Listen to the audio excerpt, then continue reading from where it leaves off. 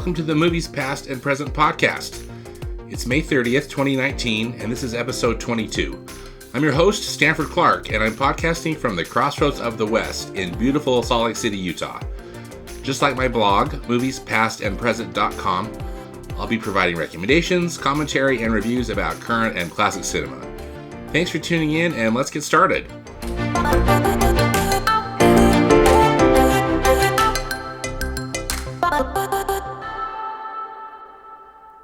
New in theaters this week, we've got 3 films. First up is a horror film called Ma. It's from Universal Pictures. And the summary says, everybody's welcome at Ma's, but good luck getting home safe.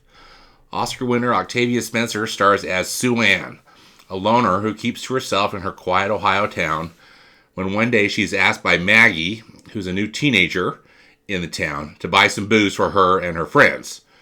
And Sue Ann sees the chance to make some unsuspecting, if younger, friends of her own. She offers the kids the chance to avoid drinking and driving by hanging out in the basement of her home. But there are some house rules. One of the kids has to stay sober, don't curse, never go upstairs, and call her Ma. But Ma's hospitality starts to go south and starts to turn into obsession. And what began as a teenage dream turns into a terrorizing nightmare. And Ma's place goes from the best place in town to the worst place on earth. And if you've seen the trailers, it looks to be true. Ma also stars Diana Silvers, Juliette Lewis, and Luke Evans. It is rated R by the Motion Picture Association of America for violent, disturbing material, language throughout, sexual content, and for teen, drug, and alcohol use. And good luck to those of you who are going to see Ma this weekend. All right. Also opening on Friday is Godzilla, King of the Monsters, which is a monster action film from Warner Brothers and Legendary Pictures. Now, Warner Brothers and Legendary Pictures have been developing what they're calling a cinematic monsterverse. I'm not making this up. The first film in this cinematic monsterverse was a reboot of Godzilla, which came out in 2014. Some of you might remember that. It was directed by Gareth Edwards. And then they also did a prequel film called Kong Skull Island, which came out in 2017. And again, you wouldn't necessarily think that those two films are related, but that's really been the big thing of this MonsterVerse, is bringing together Godzilla and King Kong. So, however, though, in Godzilla King of the Monsters, the film that opens up this weekend, this one has more of the traditional Japanese Godzilla monsters in it. So it pits Godzilla against some of the most popular monsters in, what they're saying in pop culture history, meaning Mothra, Rodan, and then Godzilla's ultimate nemesis, the three-headed King Ghidorah. And then when these ancient super species thought to be mere myths rise again, they all vie for supremacy, leaving humanity's very existence hanging in the balance. So this is all leading up to another film in this Godzilla monsterverse, which is going to be Godzilla versus Kong, as in King Kong, the giant ape. That's scheduled to be released in March 2020. But not to get ahead of myself, Godzilla King of the Monsters, sadly I've been hearing bad things about it, and it's not been getting great reviews. Heard from friends too that just didn't like it very much, who went to an advanced screening. So anyway, it's kind of a bummer because I love Godzilla movies. In theory, frankly, I love the more classic Japanese ones where the guys are in the rubber suits, smashing the miniatures, the miniature cities that they built on a soundstage. But this is all very heavy CGI, and we'll just we'll have to see, and I'll let you know if I end up seeing it. So Godzilla King of the Monsters is rated PG-13 by the Motion Picture Association of America for sequences of monster action, violence and destruction, and for some language. Finally this weekend is the anticipated movie ROCKETMAN, which is a biopic from Paramount Pictures ROCKETMAN tells the story of Elton John's breakthrough years. It's described as an epic musical fantasy. It follows the fantastical journey of transformation from shy piano prodigy Reginald Dwight, who you know as Elton John's actual name, into international superstar Elton John. This inspirational story, set to Elton John's most beloved songs, tells the universally relatable story of how a small-town boy became one of the most iconic figures in pop culture. As you've probably seen in the trailers or in the advertisements, the film stars Taron Egerton as Elton John, and Taron does all of his own singing in this film, so that rather than using Elton John's original tracks, Taron recorded his own tracks. So we'll see how that goes. Again, I've just seen the trailers, and it was not necessarily off-putting, but just think, wow, clearly that's not Elton John, and so we'll just see what we think of Taron Egerton of his musical chops in the film. Then it also stars Jamie Bell as Elton's longtime lyricist and writing partner Bernie Taupin. I understand that this film talks about kind of the when they met, and they've had a long time collaboration. They've worked on and off together for like over 50 years now. Richard Madden as Elton's first manager, John Reed. And then Bryce Dallas Howard plays Elton's mother, Sheila Fairbrother. So, ROCKETMAN is rated R by the Motion Picture Association of America for language throughout, some drug use, and sexual content. But that clearly is probably the big, it's going to be ROCKETMAN versus Godzilla probably battling it out this weekend, and we'll see. We'll see how it goes. So, again, 3 new films to look out for: Ma, Godzilla King of the Monsters, and ROCKETMAN.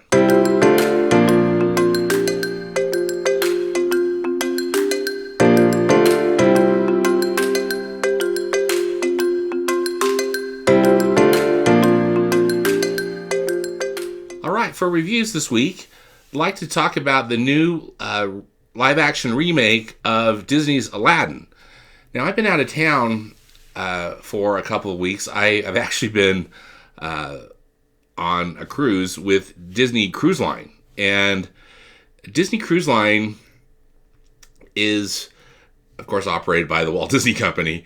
And they've got a dedicated movie theater on the ship. And it plays movies 5 times a day. And they play first-run movies that are distributed, made and distributed by Disney. So that includes all Disney-branded content, Pixar, Marvel, and Lucasfilm. So one of the films, so they had a lot of films that were heavy in rotation during the trip were, of course, Avengers Endgame. But they were also playing Captain Marvel, Dumbo, the live action and CGI remake of Dumbo that came out a few weeks ago, and Ralph Breaks the Internet, which came out late last year. And then they played Aladdin on opening night. Actually, they played it on Thursday night, just like you'd get regularly in the in the United States. They played it. It was a late show that Thursday night, but still, it was really fun to be able to go on the ship and see an early screening of Aladdin, kind of on opening weekend, or really on opening day. So that being said, though, I'm not really a fan of these live action remakes. Don't want to beat a dead horse, but I'd wish that Disney would focus their tremendous creative talents on something other than just remaking their animated catalog. But Aladdin, the original Disney interpretation of Aladdin came out in 1992. It was really one of my, it's and it still is, it's just one of my all-time favorite Disney animated motion pictures. It's just so much fun. directed by the great John Musker and Ron Clements. It's got such a witty script, wonderful music by Alan Menken and Howard Ashman, as well as Tim Rice, who joined the project after the sad passing of Howard Ashman. But it's just a movie that's got great action, great music, great comedy. It's got a nice romance. I just think it's just really kind of a perfect film for me. Just kind of fits all of my all of my tastes and all of my favorite genres kind of rolled into one. Plus, just the knockout Disney animation.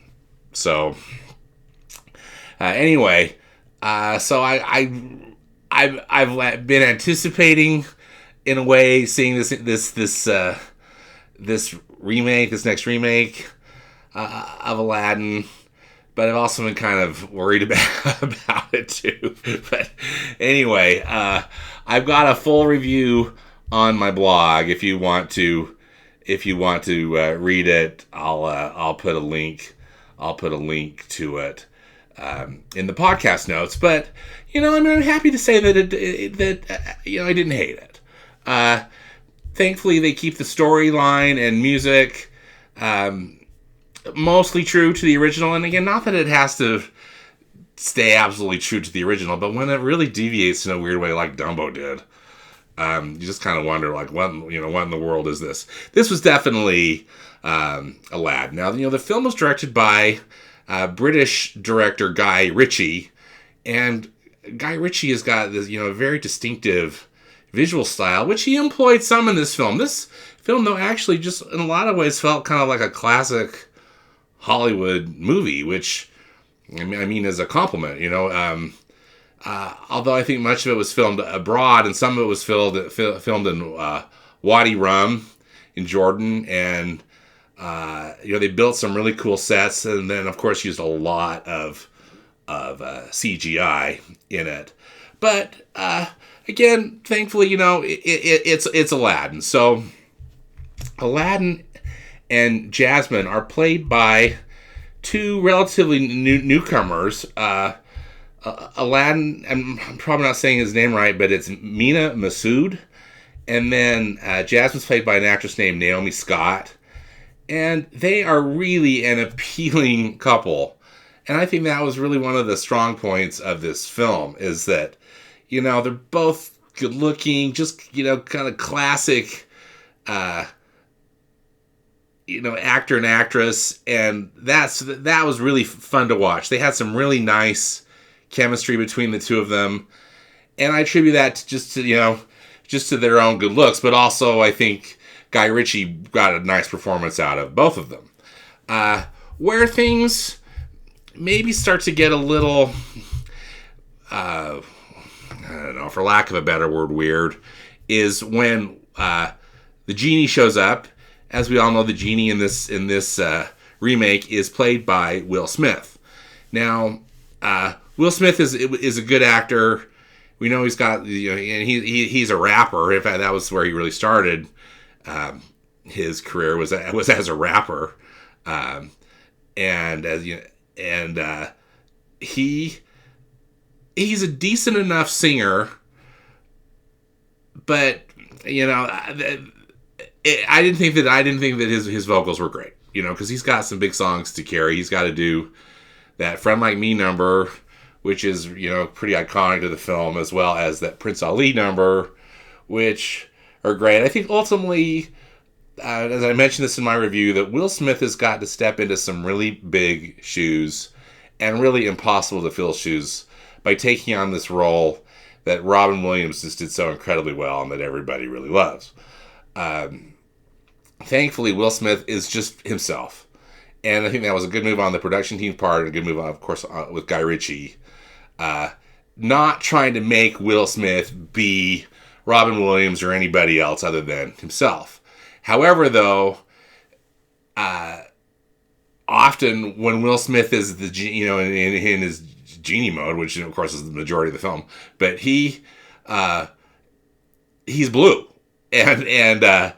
and also they stay true to the design in this film, as you may recall in the animated version, Genie from the waist down is mostly kind of like this funky stream that's, ultimately again attached to the lamp. And so he doesn't have legs, but it allows him to float around and it looks cool. So they've done that same sort of design with Will Smith, where they've put this, blue torso on him, and I don't know how much of that is real and how much the CGI enhanced the way that they made it look. And then his lower torso is kind of this blue hurricane looking stuff, this CGI whirlwind, blue whirlwind.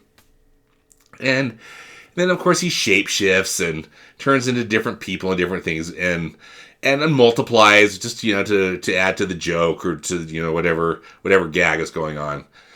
But it just didn't really look great to me. Again, with the version, the 1992 animated version, of course, we know that Robin Williams did all this ad-lib, and then they just let him go wild. And then the animation adapted to that. Here, maybe Will Smith did some of that, but I think that he was more adhering to some kind of a script, possibly. I mean, again, I don't know. But because they're adhering to this, with this live action stuff and this photorealistic style that they're using with their computer imagery, I don't know. It didn't really work for me. So I just didn't think it looked good, and it just didn't. It kind of, because it's trying to be so realistic, it pulls out some of the fantasy elements which you get, with the animation. So again, one person's opinion. So I'm not really harping on Will Smith, because ultimately, I think he tries to make it his own, and it's fun. Some people joke that this, I saw some funny stuff online, that they were joking that actually this remake of Aladdin should be entitled Hitch 2. I don't know if you remember that film Hitch, that romantic comedy that Will Smith made, where he's a matchmaker, and this, because he really is kind of doing the same thing with Aladdin as he's trying to get Aladdin and Jasmine together. But and then there's this dance scene near the end, which is very similar to what happens during, the final part of Hitch. But anyway, so the Will Smith Genie stuff, I really think that the CGI, much of it is the CGI to blame on it. But again, that's just me. Another interesting thing about it is that, as you recall, in the animated version, Aladdin has got Abu, the monkey sidekick. Jasmine has Raja, which is a big tiger. So that's kind of her sidekick. And then, of course, Jafar, the villain, has got Iago, who in the animated film is voiced by Gilbert Gottfried. That very coarse comedian, but he provides terrific comic relief. Iago is just absolutely hilarious. So basically, Abu and Raja are they're CGI, but they're decent enough, and they add to the. They do what they're supposed to do. Iago, though, they kept him really as like a parrot. I mean, truly just as a parrot, and took away really any of his personality, other than that he's just evil like Jafar and kind of helps Jafar. Iago in this version kind of reminded me of that Raven, Maleficent's Raven, in Sleeping Beauty, in like the classic Sleeping Beauty animated film.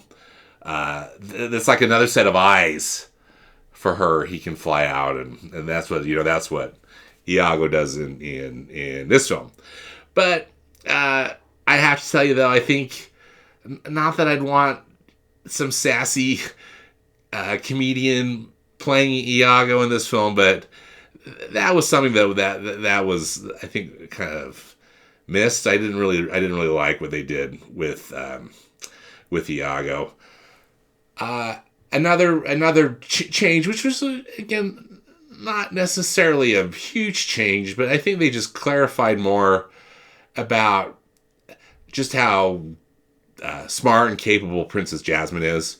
I think she's perfectly portrayed in the 1992 version, and this just clarifies more that she really is qualified to be Sultan, and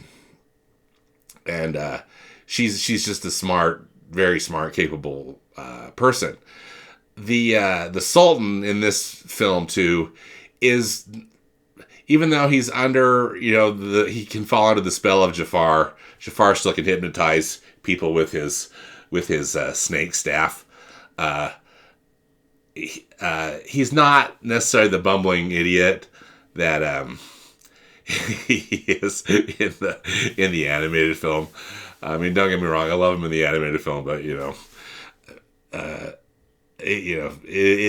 is what it is. So the other thing that's been added to this film is that Alan Menken worked with Benj Pasek and Justin Paul, who are kind of composers in demand. Let's just put it that way. This pair, Pasek and Paul, they wrote the music for the film The Greatest Showman, and then also they are composers of the hit Broadway musical Dear Evan Hansen. So these guys, I mean, they are good. They're really talented. So how cool that they got to work with Alan Menken, because some of these interviews that I've seen online on like the Aladdin Facebook page and other things that Disney's been putting out, is that, because I don't know their exact ages, but I think Pasek and Paul are both in their 30s, and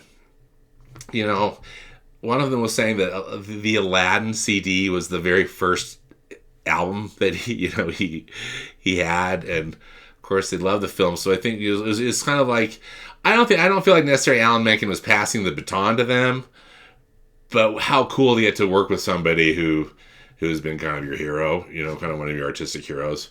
So they collaborated with Menken on some additional lyrics to some of the existing songs.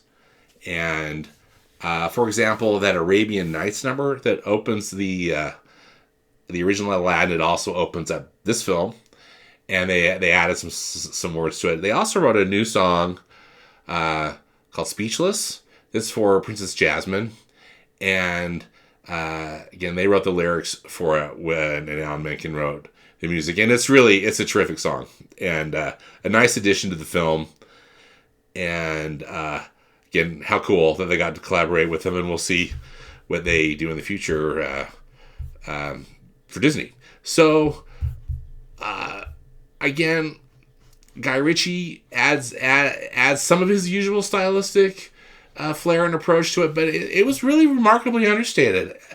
You won't watch this movie, with the exception of a couple of scenes that really slow down and do kind of his classic slow motion, but then super fast motion thing, or kind of a super close up, or some kind of gnarly camera move.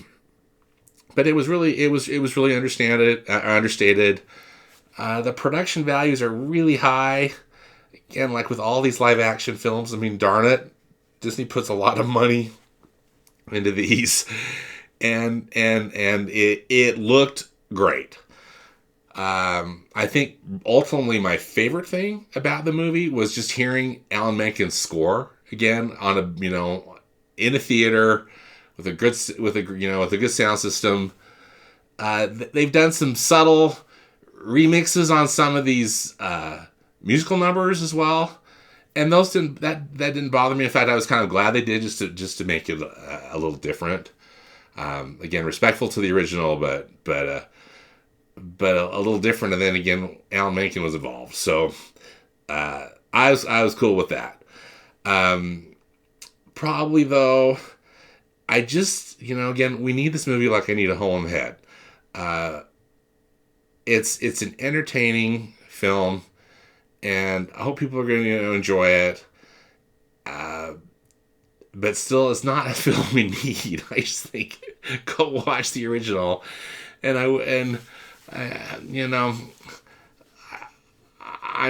no expert in branding.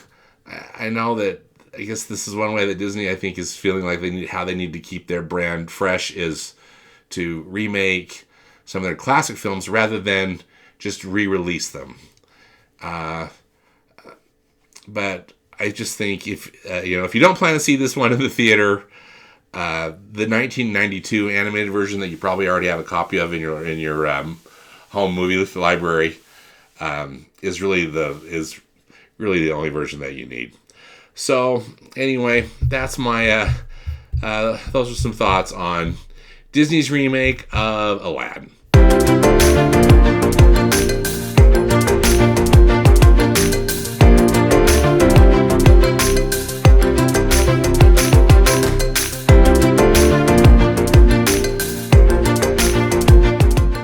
For Classic Cinema Corner, I want to talk about the film Little Shop of Horrors. While we're on the subject both of Alan Menken and Howard Ashman, and then also on this cruise ship, again, there, as I mentioned, they had this dedicated theater, and they're showing films all day, like 5 times a day, and so they augmented, all the Disney fare with some additional movies that weren't Disney films, but there was interesting choices. They had E.T., they had the Goonies, and then they also were playing Little Shop of Horrors, which is from 1986, and it's the Frank Oz directed musical adaptation. It's got this film has a bit of an interesting history. It's based off of a Roger Corman horror comedy that came out in 1960, and I don't know if you've ever seen the original. It's really a weird movie. It's about a man-eating plant, and this down and out florist shop run with this poor orphan kid as one of the employees. It's Seymour. Seymour discovers this plant after a total eclipse of the sun. And then it turns out that this plant is very unusual, and it brings a lot of interest to this florist shop that he works in. But in order to keep it growing, it turns out that the plant only likes his blood. And so there's only so much of his blood he can give this plant without dying himself. And so, with a strange course of events, in this film, it goes very dark. It turns out that ultimately it's a man-eating plant, and Seymour's got to somehow kill people and get them in the and feed them to the plant. So Seymour, again, it's a dark, weird comedy, horror comedy from the 60s. And then, but it also turned out to be the big breakthrough for Alan Menken and Howard Ashman. They created an off-Broadway musical of it in 1982, and it was a smash hit. And I don't know if any of you have heard the soundtrack or seen a stage production of it, but the music is just absolutely terrific. It's just, they made it into something really fun and special and dark. So, spoiler alert, the plants win. There's multiple plants, it turns out, and they successfully take over the earth by eating all the people. So dark, but that's just how it works. So a film version then was made in 1986. As I mentioned, Frank Oz was the director. And for all intents and purposes, they were going with the dark ending. They created, they filmed it. They filmed this ending where these plants are destroying the city and terrorizing humans everywhere. And that was the plan.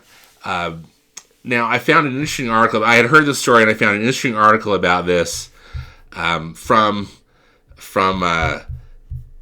the film at Lincoln Center, the formerly known as the Film Society at Lincoln Center. And I'll put a link to this full article in the podcast notes so you can read it if you'd like. But it gives a little bit of history about what happened. So this intended ending for the film all came crashing down when Little Shop of Horrors was put in front of a test audience. It initially tested in San Jose, California. Now, according to this article, what it's saying that the rules of test screenings go something like this, or at least they did in 1986. Audience members watch the movie. Then audience members fill out a reaction sheet. The studio executives read the reaction sheet. And then the studio executives exert control over the filmmakers. So the key question on the sheet was, would you recommend this film to someone? And if fewer than 55% of the answers are yes, something needs to be changed. For this Little Shop of Horrors screening in San Jose, the number was 13% of people would recommend this film to someone. And the same thing happened at another test screening that happened in Los Angeles. And something had to give, and the reactions told everyone involved that it was the ending. Because really, nobody wanted to watch Seymour, and then his girlfriend, Audrey, in the film. They both, they die because the plants kill everybody. They wanted things to be pretty and happy.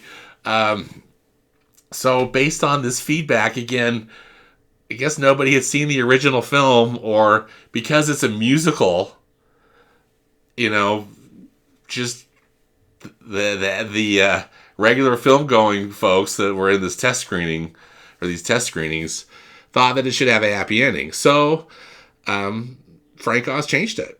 For 3 weeks, he reshot the film and to make the movie that is known and basically loved. I think a lot of people really liked Little Shop of Horrors from 1986, and that original darker ending just kind of vanished. So there was a special edition DVD that came out soon after that had some kind of a black and white print footage added to some of the special features, but it got recalled. So nobody was really sure where the footage had gone, and no one really knew what the original ending looked like, other than Frank Oz and some of the production team. So thankfully, though, in 2012, a team from Warner Brothers Home Video restored. They were able to recover the footage, and they restored it to what is being touted as the director's cut. So there I was on the cruise ship. So a long intro. There I was on the cruise ship, and I was watching it, and I was assuming that this was just because they didn't say how. They just said it was Little Shop of Horrors. There was no indication. But it turns out it was the director's cut. I had seen it on Blu. Actually, I believe I own the Blu-ray of it because this is a movie I really like. But they showed the director's cut, and it was so awesome to see it on the big screen on the cruise ship. And I don't know how anybody reacted in the theater to it. I think some people were maybe a little shell shocked because either they hadn't seen it before, or they weren't aware, or everybody was just in vacation mode and didn't really care. But still, I thought that was so cool. So what I would hope that you might do, if you haven't seen it, see if you can snag a copy of Little Shop of Horrors, the director's cut, and watch the darker ending. And if you need to, watch the original 1960 film. One funny thing about the 1960 film is that Jack Nicholson makes a cameo in it. He plays, how in the film there's the sadistic dentist? Jack Nicholson plays the patient that really enjoys the pain.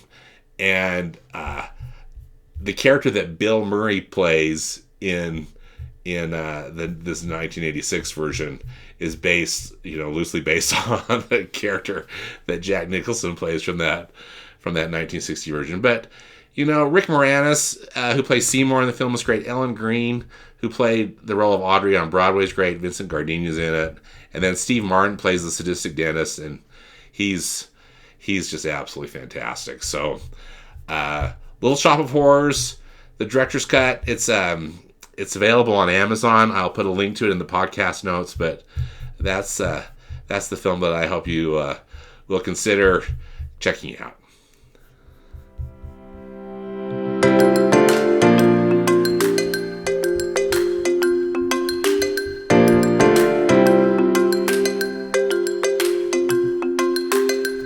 Thank you so much for listening to the Movies Past and Present podcast.